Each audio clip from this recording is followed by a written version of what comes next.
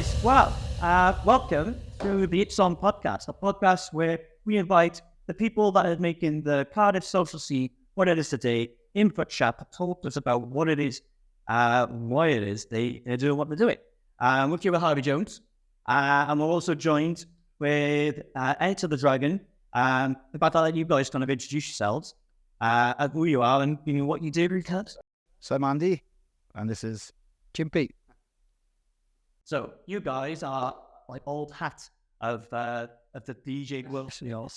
Hey, listen, I'm getting grey by the minute. But late the path a lot who's on to date and starting the scene. So for those who are possibly watching this who are below the age of 35, I don't reach. I'm going to say 40 though.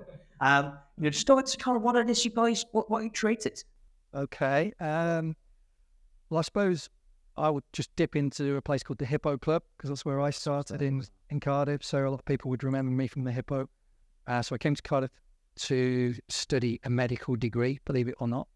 And when I was a student, I was already a raver in the Midlands. I came down here, wanted to carry on raving, got in with the rave scene, went to a place called Metros, which is still going actually. They used to run an event called Cellar Door on a Friday night, and that kind of, me and my buddies from Halls of Residence found that place very early on.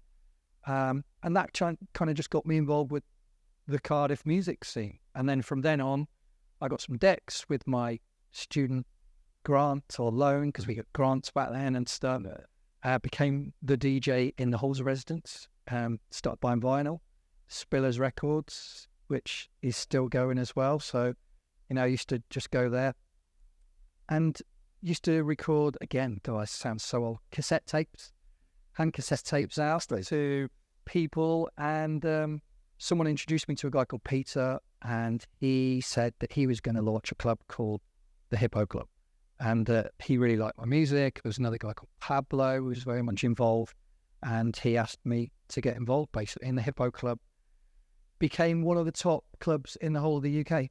Everyone from Sasha to John Digweed to Sven Vath to Jeff Mills, you name it, they came and played at the Hippo Club on a regular basis. And I was one of the 3 original DJs there. So there was a guy called Ollie J, a guy called Shane Morris, and myself. So it was us on all these kind of superstar DJs at the time. So that was the tail end of the UK rave scene when it was starting to go into clubs. How did you guys meet then? Well, for me it was a bit different. I mean, I was the promotions manager for the Cardiff International Arena for 4 years. CIA. There's no change. It's changing all the time. Yes, that's right. I lost my job there when Brent Walker sold it and a new management team came in. So I was scratching my head thinking, what can I do? I got friendly with a guy up in Bargoed, Keith Murray, who were at a club up there called Cleopatra's. And I started doing Q parties there. I did a night with some local brand, I can't quite sure, if Time Flies it was, that little small party that they call in Cardiff, who came up to do a party up there, and Jim was playing for Time Flies at the time. So we got together, we just hit it off straight away. And next thing we won't go into the details. I said to him, come up and play, be a resident up here with us, and he joined the team, and that was it really. We struck a friendship. That was about 1997 or 1998. Yeah, and then that was it.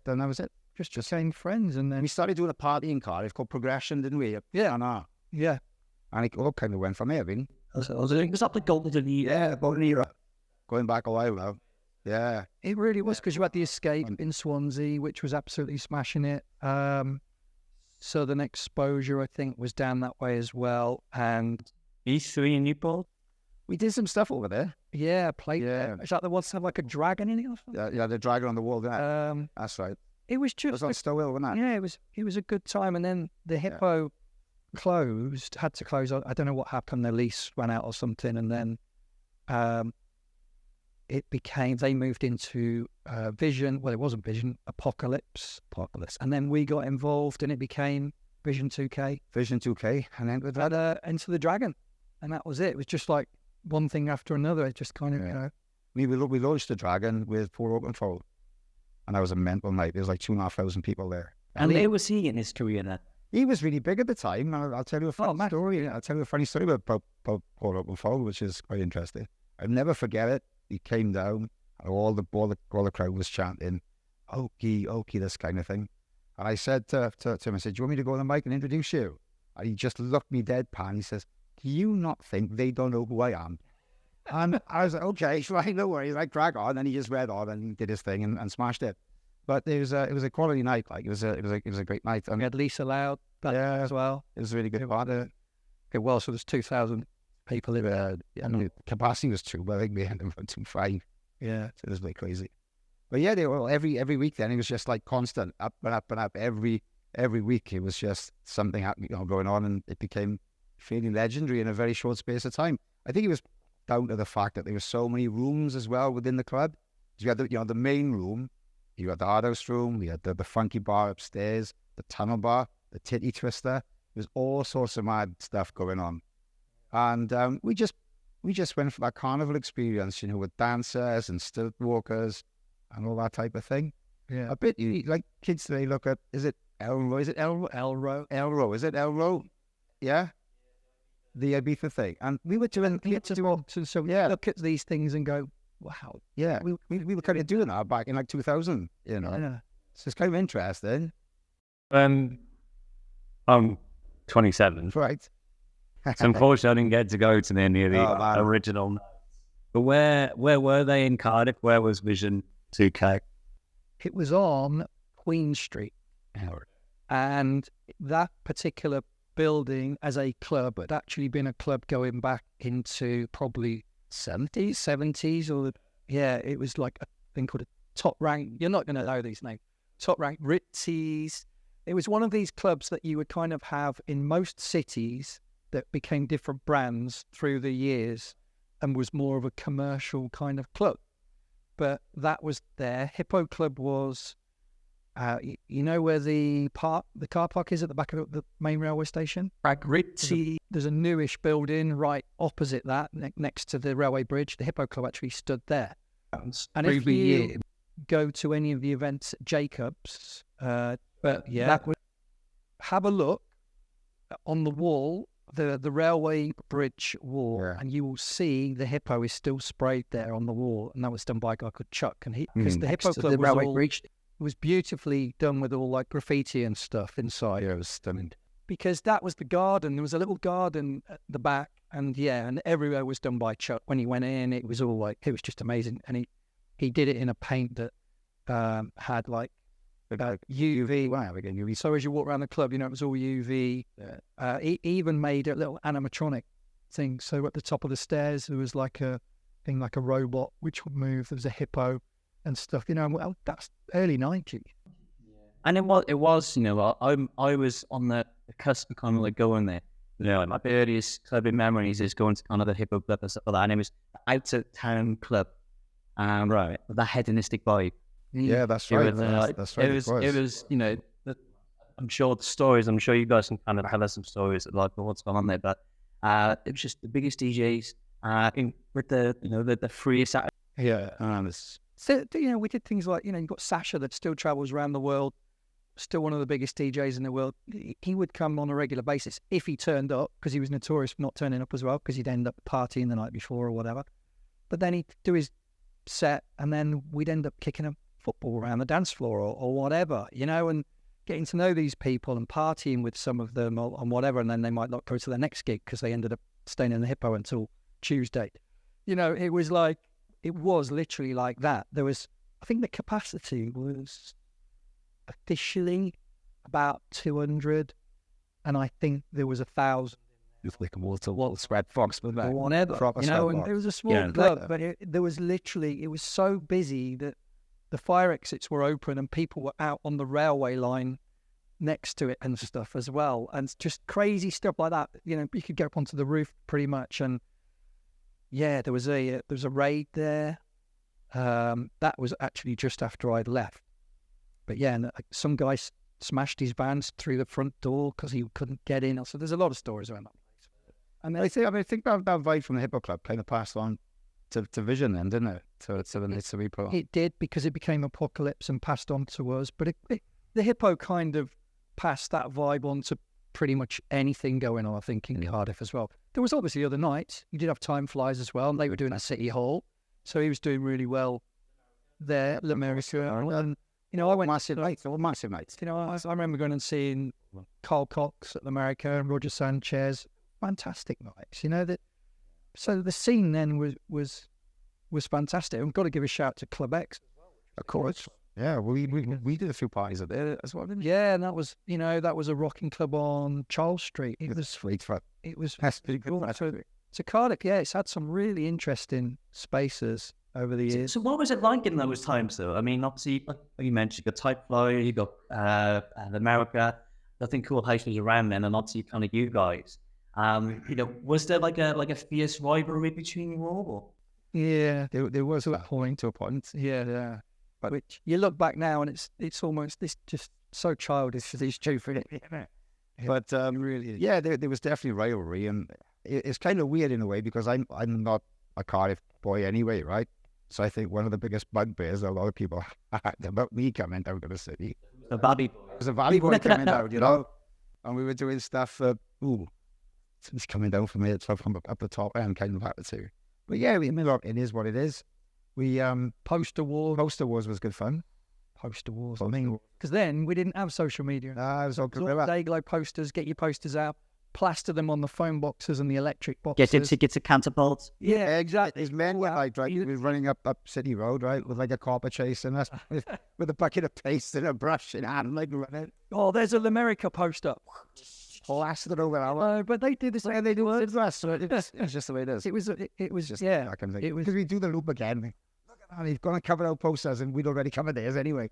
So it was like, you know, it was that kind of thing. it was It was harmless fun, wasn't it? well, yeah. It was I harmless fun. suppose It was harmless fun. it was. Now when you look back, it's just stupid. I mean, and we've talked to some of these promoters from these other events. Obviously, now we've all grown up a bit. We've bumped into them at events, and we just kind of look at each other and go, "What?" I know, yeah, exactly. Yeah, what was it about? So you know all these guys now as far as they're all in friends, Scotland. man. That's the trick. I guess we were all friends. And there was the Echo did a photograph. It is there. I can probably sort of get you a copy. I think I might have it in my phone somewhere. Where I think it was a Steve Johnson from the Echo at the time. He wanted to recreate an old photo from jazz in Harlem. Of all the jazz promoters got together in Harlem and did this photograph taken on these steps. And he got us all together. It was all the promoters in Cardiff. They went up to City Hall, and we all stood on the steps in City Hall, and he took this fantastic photograph. It went into the Echo, and we were all listed in there, you know, this is that club night, and this is that club night, and that's that promoter. And he wanted to do it like as a mark of history for that particular era, for that time. And we were all there, and even though we were all kind of smiling, you could sense the tension, you know, in the air, like, you know. Like, well, What is he about? yeah, exactly. Is like that. But yeah, I mean, looking back on that was kind of that I guess the highlight really of that era, you know, where he just wanted to capture that moment.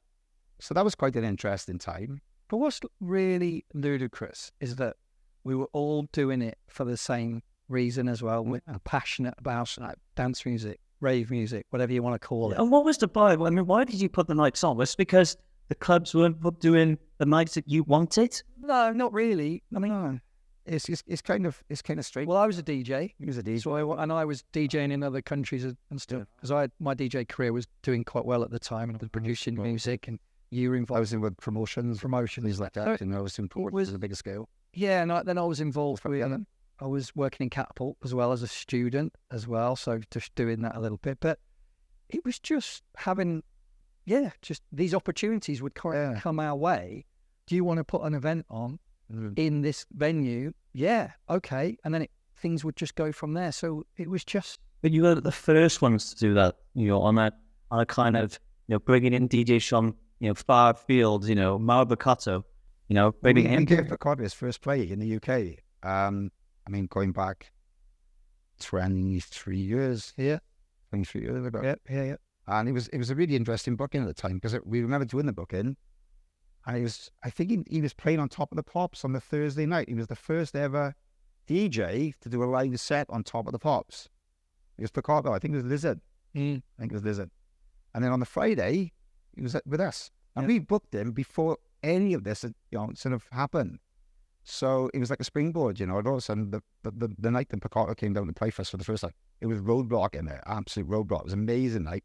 One of the best ones we put on lives in the early days. It was great. I think we were just also kind of connected to what was going on in the scene across the UK, because I was sending tracks out to other DJs as well, you see. So I'm trying to, not really sending them out because they were on vinyl. So I would have to travel to a club and I would give Sasha a track or whatever. And so you were building contacts and stuff as well and things like that. But, we went to, I was DJing in Helsinki and he comes with me. And it was funny, actually, because we'd left Vision in our T-shirts. So we travel off to the airport in our T-shirts with a flight case. And then we're coming down through the clouds to Helsinki and we look at each other and we're like snow everywhere. Like there's 6 feet of snow everywhere. Like we're just really all about stuff like that. And we see your shirt sweating. And that's like kind of mansion house thing in Helsinki, wasn't it? It was called Club Kaiwana. Yeah, and I was DJing and a guy came up to me and he gave me a record and I had to listen to it. I was like, wow, that's amazing. And I put it on straight away. Well, that just happened to be Darude, Sandstorm, and it was just little things that just happened. There's a guy that came, but I've got the dragon tattoo just here, the Enter the Dragon thing on my arm. The guy came up, in Finland and he'd had it. We were like, how are we penetrating? There's no internet. Oh, he had your logo for Enter the Dragon. Yeah. But that's because we were in things like DJ Magazine and we were in Mix Mag and we were getting tours, and so we were getting some good coverage at the time. Yeah, we was getting lots of backup from Mix Mag back in the day. Yeah, so we used to do a lot of parties as well with other brands. Like we did a lot of work with Renaissance back in the day. We did lots of work with Miss Moneypennies and Sunday Central and Slinky. Yeah, we'd bring them like to collaborative events as well. And was that with Enter the Dragon? Yeah, it was just like a collaboration for the night. It was just a collab for the night. And they'd bring in their DJs, and so it was just all connections. And then I'd go and play at Republica in Birmingham, which was like God's Kitchen thing. And a lot of these DJs now, JFK, he runs Passion, which was Passion in Colville, massive trance night.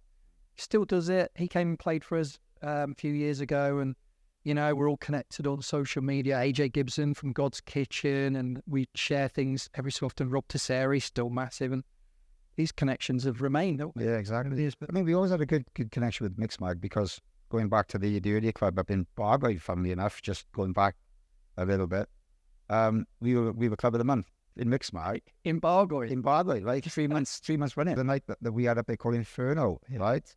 I mean, I booked John Kerry. That's the biggest sound system in the smallest. Yeah, this sound system. It was tied together with people's belts, like crazy. I remember rocking up, and you can imagine Bargoed is like a one-horse town kind of thing, And it was the soul in the streets. There was nobody around. There was like sagebrush blowing down the street.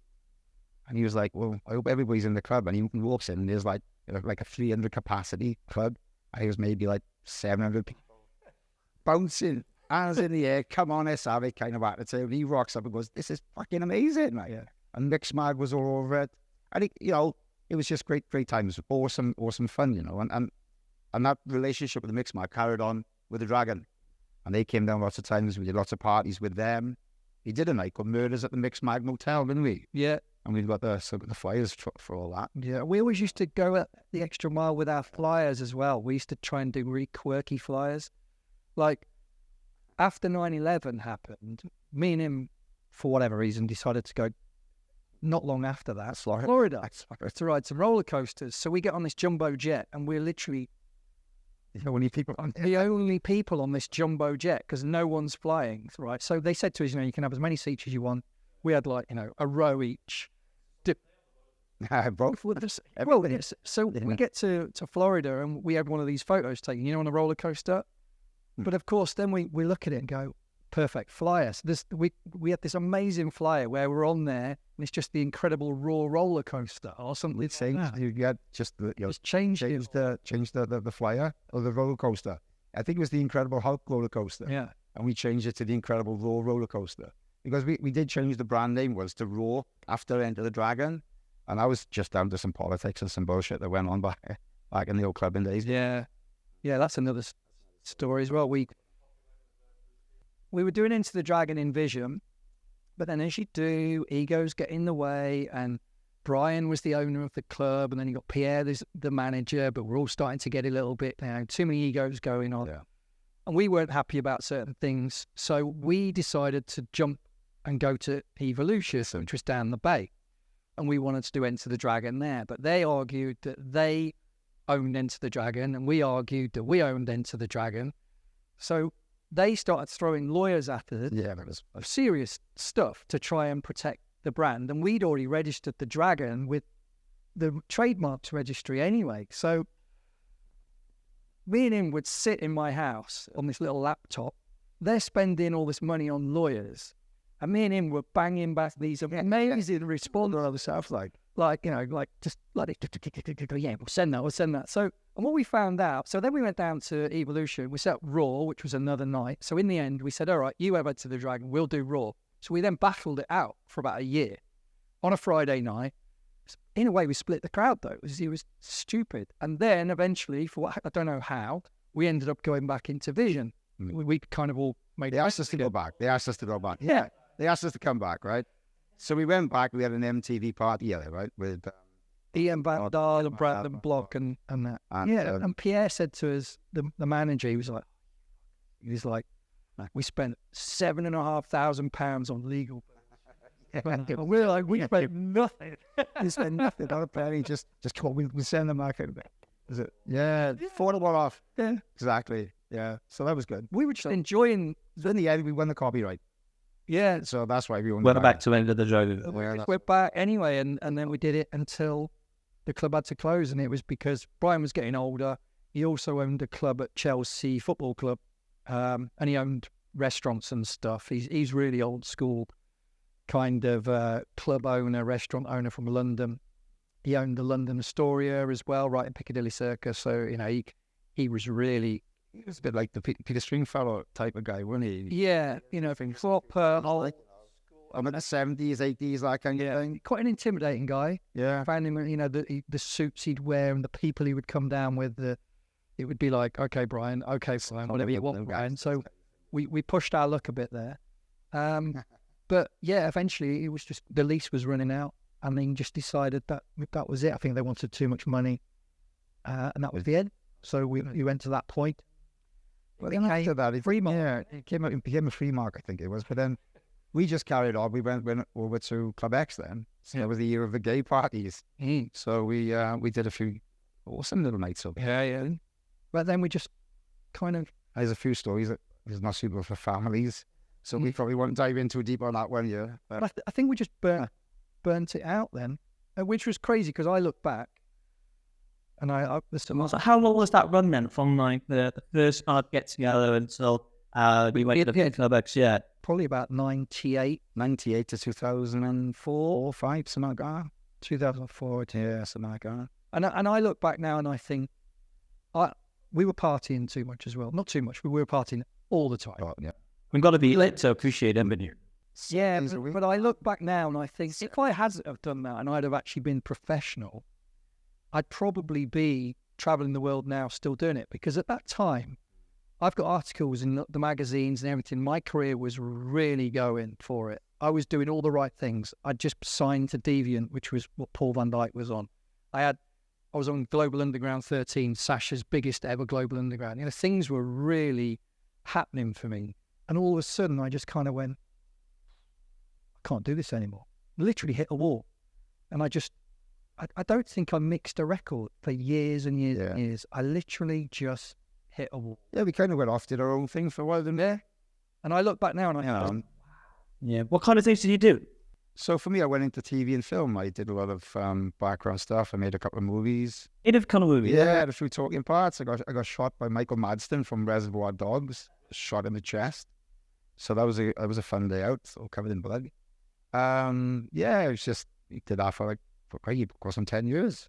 I had a good time doing that. Met a lot of nice people, and it was good fun. We just started talking again then after about doing like a few reunions, about getting back together and doing a few bits and pieces.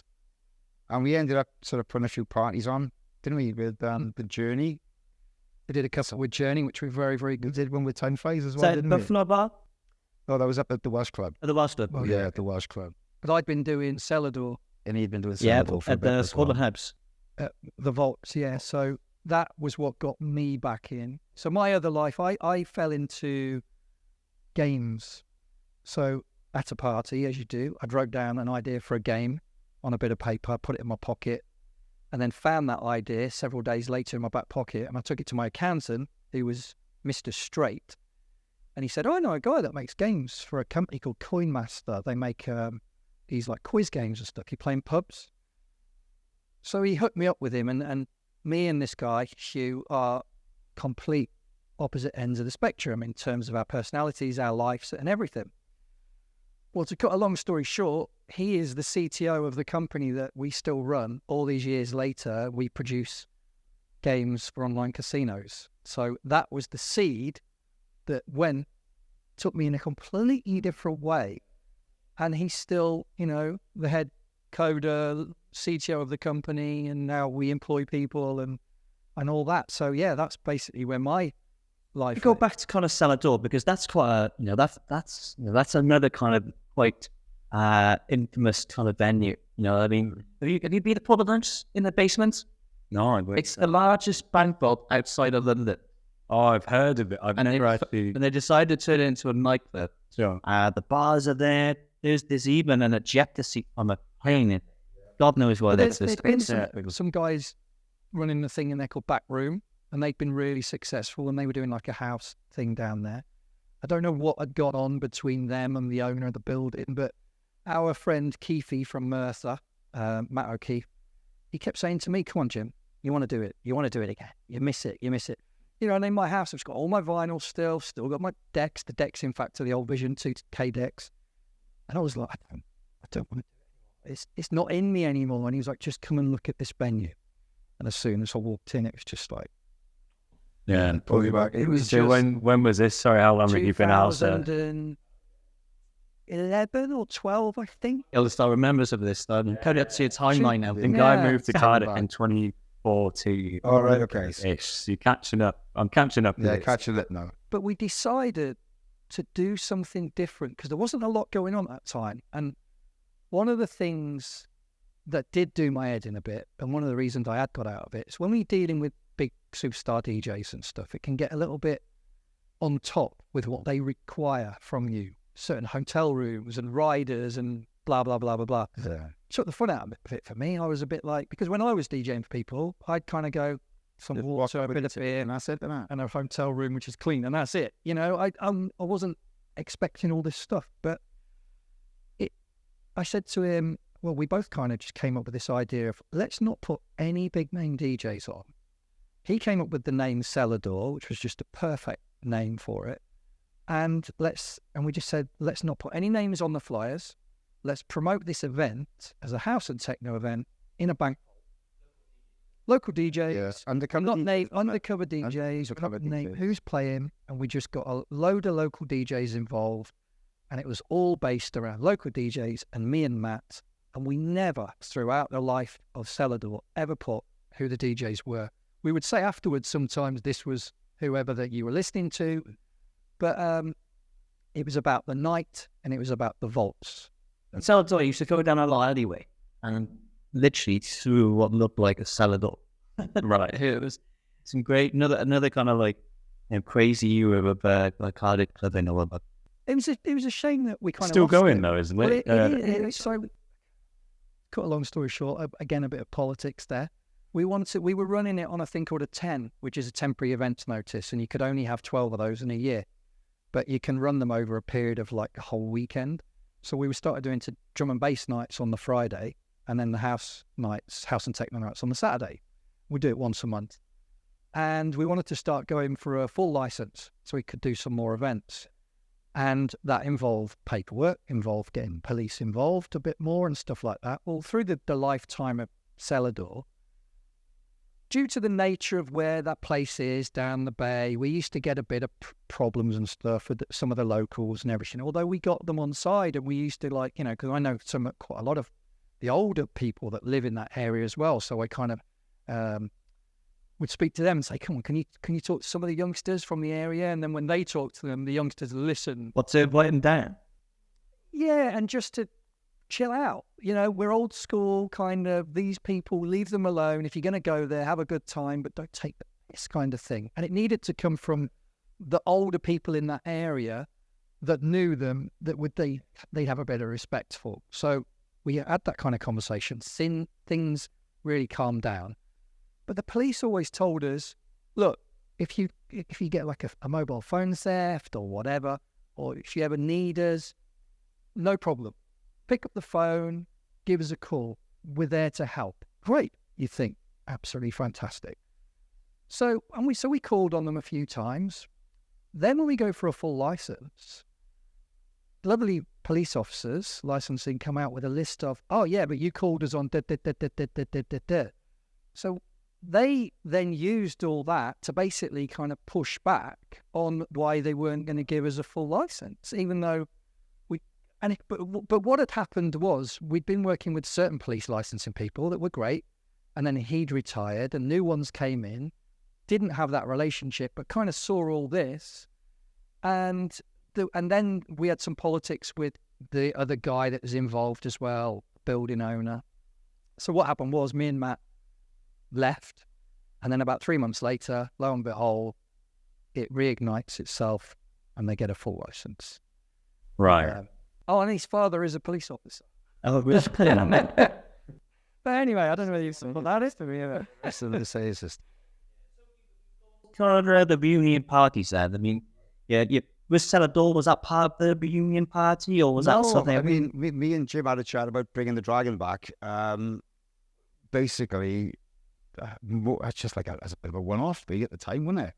We had a chance to book a resident who used to play for us, John Fleming. He wanted to come and play for us. So we thought it was a great opportunity. We did that with another Cardiff band called Journey. Yeah, they're brilliant. They're a nice team, good bunch of guys. Funny enough, Richie from Journey is playing for us on the Cardiff night, Fergie night. So we get on really, really well with the boys. And it was just nice to have that like team, getting together kind of thing to put this party on. The Dragon event, essentially. But their event is a trance. Night. It was a good fit. No-brainer, really. But it went really well. I mean, John Fleming loved it. We had a great night. Then we did another one then after that with JFK. And that was an equally good night. And then we were just chatting and thought, well, we've done a few things with other promoters. Let's just do something now. And it's pure Dragon. You know what I mean? Just pure Enter the Dragon. Just you and me. And we'll smash it up in the park kind of thing. That's one of those late night crazy conversations. And then we both had this harebrained idea. Let's get Fergie and Mara on the same night. And then Picato, like I said earlier, was one of our best parties kind of thing back in the early days. And Fergie, we always wanted to get Fergie back in when we was doing the parties originally. He was massive. He was on Radio 1. He was doing this. He was always the one that he was totally sell it out back then as well. And he came down front page of Mix Mag. He came down and played for us, which was really cool. And we just built this friendship up with him. It was kind of, we just got on really well. And as I was explaining earlier, I mean, since then, I've become really friends with Rob. Yeah, a birthday cake. Yeah, we did. It was his birthday. He came down. We got his birthday cake with a stripper that popped out. No, I'm not joking. But essentially, it was, where was I? I was saying that he came down. Well, we had this amazing party with him. And I've been going over to Vegas. That's right. That's what I was coming to. I've been going over to Vegas a lot and spending some time with him over there because he plays at a club called Hakkasan nightclub, which is this incredible club in the MGM ground on the Strip. And it's just amazing. It's the type of place where you've got people that would rock and spend thousands of pounds to be in the DJ booth next to the DJs kind of thing. And then there's little Andy Wheeler from the Valleys jumping up and down in the DJ box with the DJ saying, come on, screaming to the crowd. And I'm having a ball. It's fantastic. But we get on like house on fire. So when we decided to do this party, we picked two DJs that we wanted to get back, Picato and Fergie. And it was just like, I think it was 24 hours later that they'd both gone, Well, I contacted them, and said, can you do us like favor, like mates rates kind of thing? We give you like Picato your first gig. How about returning the favor? And he's like, I'm there, 100%, no problem, whatever you want. And he was the same with Rob. I'm there, whatever you want. So it was just like, well, we got, I'm like, Yeah. and that was it, really. And that was it. And all of a sudden, it's like, okay, That's we're doing this. yeah. And that's kind of where we are now. I mean, that's how this has all come together. And so, the latest party, which you kind of put on, it is classed still as a reunion party. Yeah. And, Yeah. and it's going to be at the depot. Yeah. That's right. But the new depot with a much larger capacity. Yeah. It's a big old building. So, I think they had their first. I think they had the brand new heavies there. We went. No, you Yeah, went, we were there, yeah, we were there. Nice. Great band. Yeah, Yeah, it's good yeah. And what did it sound like being in that venue? It's certainly great. Sound system was really nice. And it gave us an opportunity to just see it kind of functioning. And we've already been talking about how we want the lighting to be, the video screens, the sound to be, although it's got a nice sound system anyway. But Yeah. I also own a big Martin Audio sound system. So if we need to bring in a bit more, we can. But I don't think we do. I think that system is good. But we're going for another recce, aren't we? Yeah. Probably next week, to really finalise everything on the production with the production guys, and we'll get the sound system run up, because we need to do that with vinyl as well, because I'm going to be playing on vinyl. Fergie's going to be playing vinyl. And most of these systems these days are set up for digital, so... Plug and play. Yeah, and it's a bit different with the vinyl because you can get feedback from the bass. Obviously, needles jump in. We're going to have dancers on the stage, so I don't want to be like in the middle of a mix and then the record jump and stuff. It's your worst nightmare, So we need to just go through that kind of process, because back in the day, everything was obviously vinyl, so that all the setup was based on vinyl. So everything from isolating the decks to not have feedback going into the sound system, the way the sound system was EQ'd, the compressors, the limiters, so we need to go in there and do and just make sure that it all sounds as good as And also because we were like performers and dancers and things, we kind of going back to the old days, like we were saying earlier about doing circus performers and that kind of thing. We were bringing all that back. So we have to ensure that if they're jumping about on the stage, it doesn't affect the needle, because vinyl's involved this time. And we're bringing... Sorry, for someone in the crowd, I don't think I've ever experienced a vinyl set. Oh, right, okay. How is that different to a digital set? Well, digital is easy, to be honest, because... Simple as that.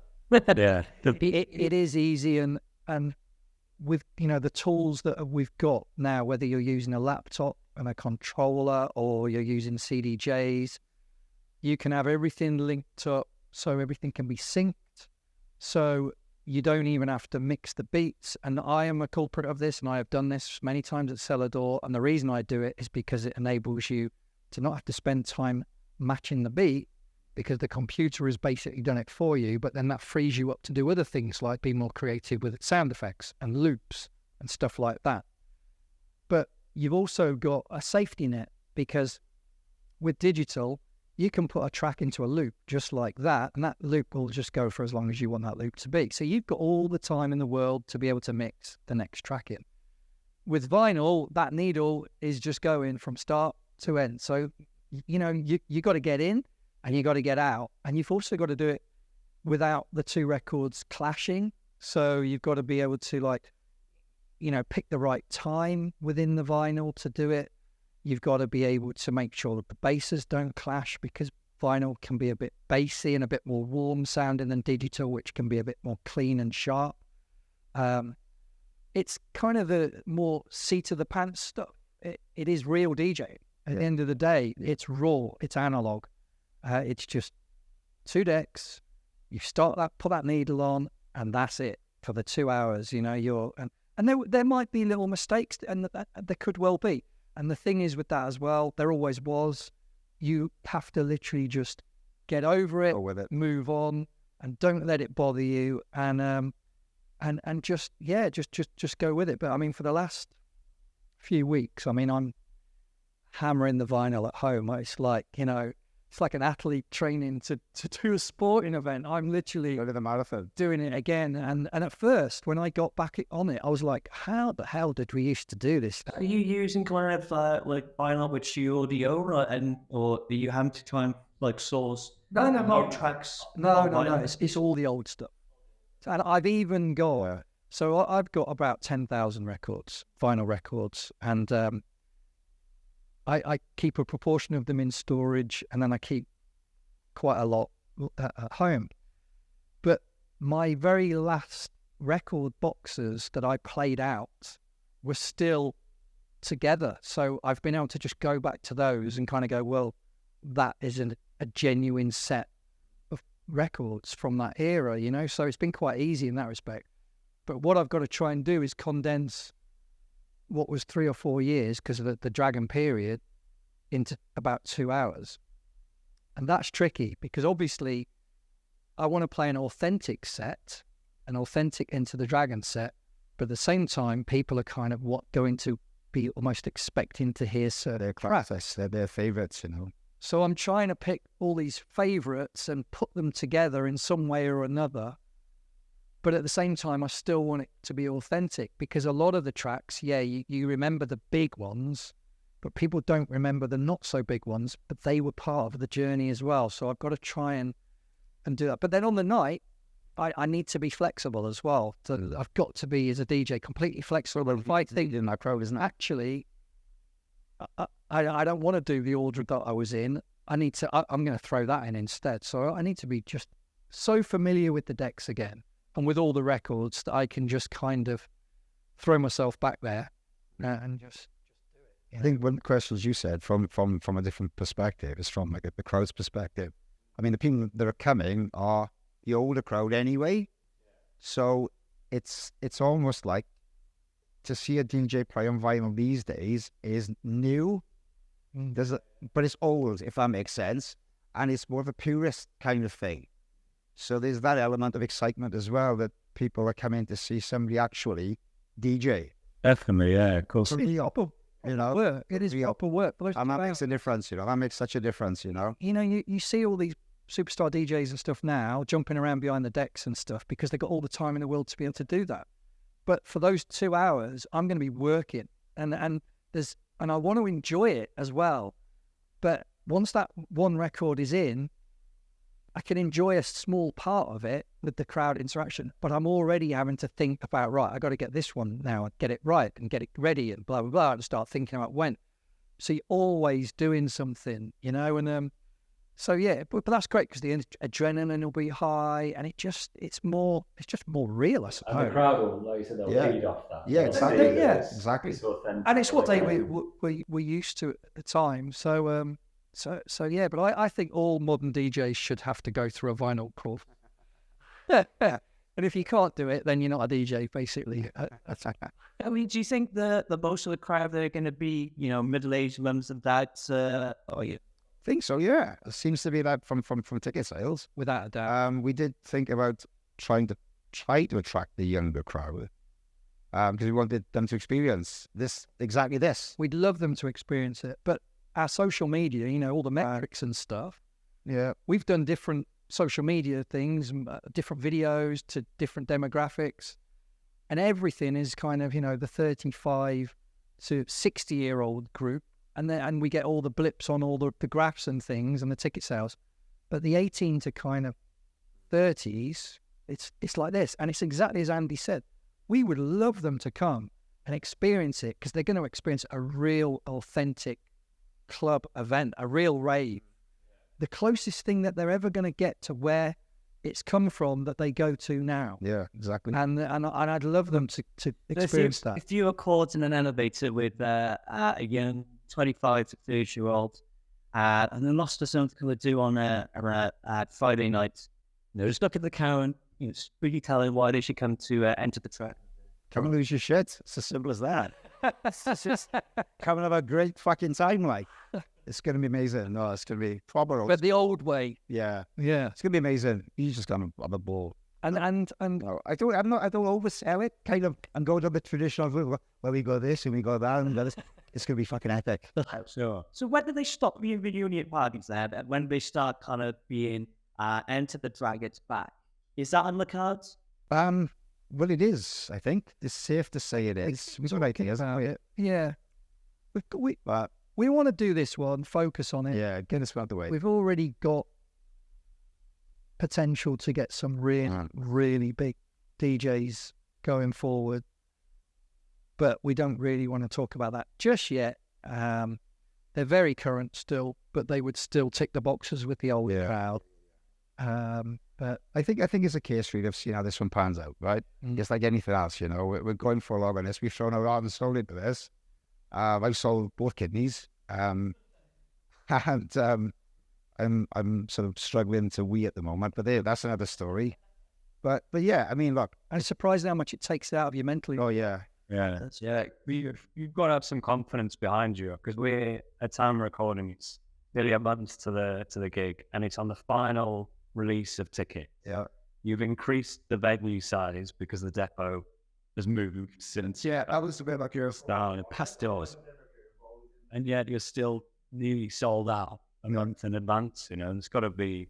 Yeah, I mean that space is very, very big, but yeah, I mean there'll be plenty. We've done really good on the numbers, but because it's so big, we've got room to do even more. The beauty of that space is as well, we can kind of create like a seating area where people can sit in front of the bar anyway, and then Like an old-fashioned chill room, is it? Yeah, exactly. It's like a chill area. that would be nice. Yeah, and I like the amphitheater sort of effect on the dance floor. Yeah. We've got some ideas for that. So. We did want to have a second room, like a house room or something, but because of that building, the sound would have bled from one room. It's just one thing. Where's one thing? Yeah, and even though there are two sections, because there's a section that does all food and stuff as well. So yeah, get down there early because you can have a nice bit of chicken, and before you start raving, which is what I tend to do these days.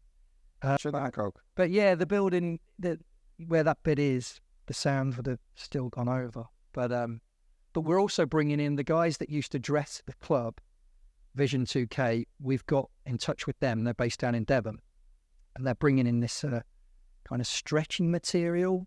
So it will come out from the stage, and it will bring the ceiling down. Yeah, because the ceilings are quite high there, and we were trying to figure out how we could bring them down. Yeah, and that was the answer really to the problem. Bit more intimacy. Yeah, but it's the same people you worked with. Yeah, that's right. Right, So, yes, yeah, exactly. So Yes, The exactly. real reunion. yeah, then it is essentially. throughout Yeah. the whole process. Yeah, so we're bringing in the original DJs, the original club decor, the original DJs, original promoter. It's that kind of vibe. You know? And the guys that are doing all the lighting are the guys that did all our Cellar Door events, and they've built their business from nothing to a fantastic production company, SR Productions, which now they do festivals, they do all sorts of stuff. Great guys, but they get it because even though they were students and they came through Cellar Door years, and they're still quite young, because we've been involved with them with the Cellar Door stuff. They get what we like with the lighting and the style and stuff. So they're the perfect guys as well. So yeah, big shout out to SR Productions if you want to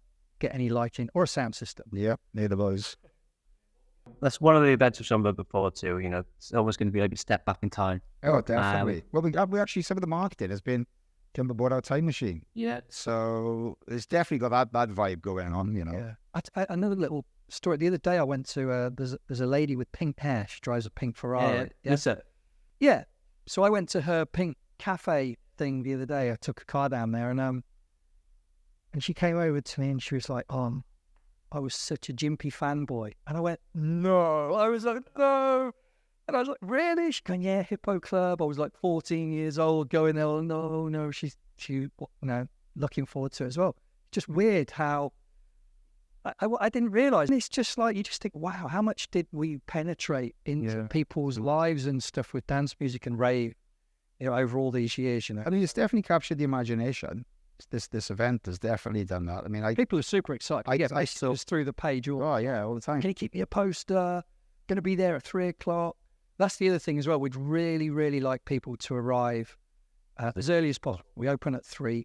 I'm going on at 5 to do the Enter the Dragon set. So the great thing about it, I'm a middle-aged man. I like day parties. I like to get up, start to like 1 or 2, and home in bed by 12.